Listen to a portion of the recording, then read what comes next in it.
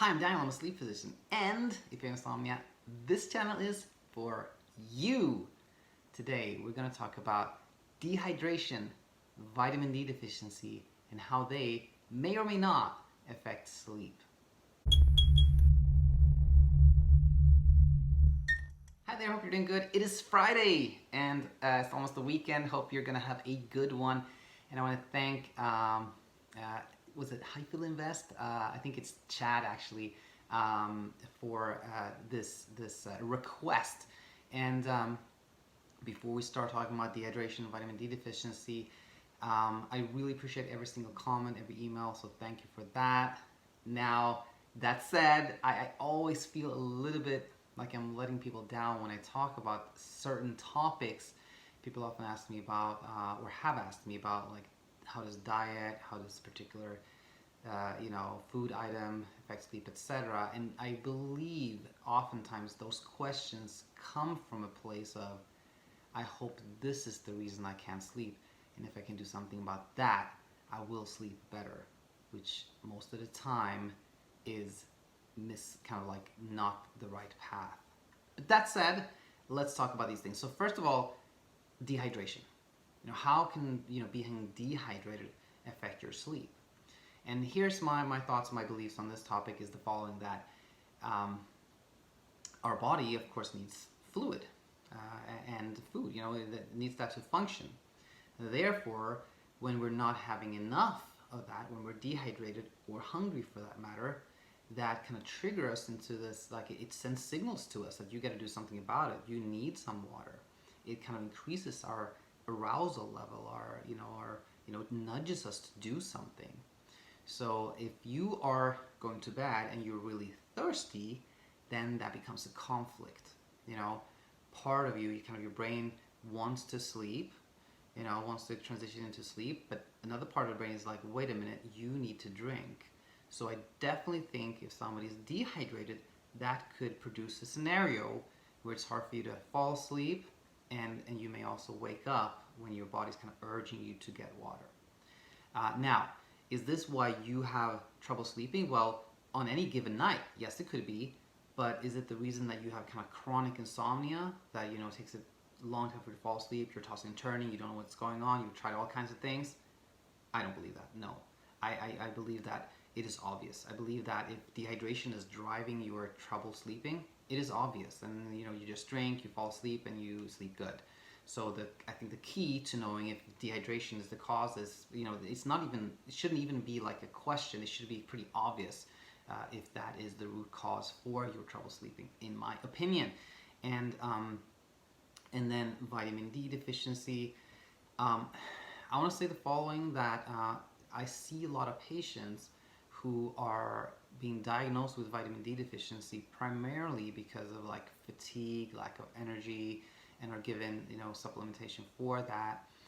I want to say I have not read the literature on this, but my thoughts and feelings is that often, if not most of the time, it is not the vitamin. I mean, I don't think that is the vitamin D deficiency that is driving this. Some people get kind of an injection or like vitamin D and feel better.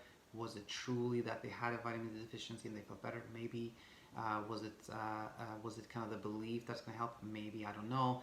But when it comes to insomnia, I have not come across any evidence that insomnia is driven by vitamin D deficiency. And I also believe, like so many other things, kind of going down the path of believing that it's driven by vitamin D deficiency could be a really tricky one, because if you start believing that and you then take some extra vitamin D and you start sleeping better, well, then that can create this belief that, oh, it was a vitamin D deficiency that made me not sleep, and now as long as I take my vitamin D, I'm going to be able to sleep. When the problem with that, in my view, is that next time you have trouble sleeping, you're going to think about some external factor again, like I need to take this or I need to take that to improve my sleep, versus if you see that, no, this probably has nothing to do with it, it's more likely to do with stress, with anxiety, with habits, etc., work on those, well, then when you sleep better, your sleep confidence grows. You believe in yourself. You know you can sleep. That sleep confidence is what takes you to a place of sleeping good forever. So shortly, those are my opinions. And just briefly here, the two arrows. This analogy I feel is so important. There are many things that can affect our sleep. How hungry we are, what we ate, our emotional state, what we did. All kinds of things can have some impact on how we sleep, of course. But the reaction to that is oftentimes the culprit, meaning somebody can have, let's say, eat something really spicy, and then they went on to not sleep well. Well, that sleep disturbance is expected, but if that person then goes on to be like, whoa, I can't sleep at all, I have to eliminate everything spicy from my food. Now that didn't help either. It must be something else. But the spicy food, the reaction to sleeplessness is really the culprit. So a lot of things can cause some sleep disturbance, but if we don't react to it, it doesn't become a problem. It's usually the second arrow that is the problem. So I feel like I was rambling a little bit, but just to clarify this analogy, imagine that you're having a cup of coffee, you burn yourself, and then you get super mad and you scream at the waiter. You've been hit by two arrows. You burnt yourself, and then your emotional reaction to it. You cannot avoid the first arrow, but you can avoid the second one, which again is kind of going back to the dehydration there.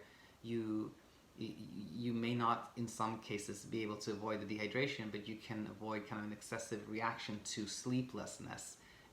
Not the perfect analogy here, but I hope this last portion was helpful. But going back to dehydration, I think, again, dehydration can cause sleep disturbance, but not chronic insomnia. And vitamin D deficiency, I don't think is a culprit when it comes to chronic insomnia, and I don't know that it has any impact really on sleep.